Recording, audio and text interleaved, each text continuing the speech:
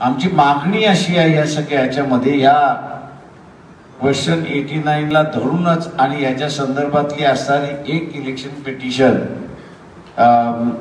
Writ petition जी आहे ती मुंबई हायकोर्टामध्ये दाखल करण्यात आलेली आहे। 4 एप्रिलला तिची तारीख त्या ठिकाणी ठेवण्यात आलेली आहे। मागणी ही आहे की ती डायरेक्ट पडण्यापेक्षा वोटरच्या हातामध्ये ती आली पाहिजे।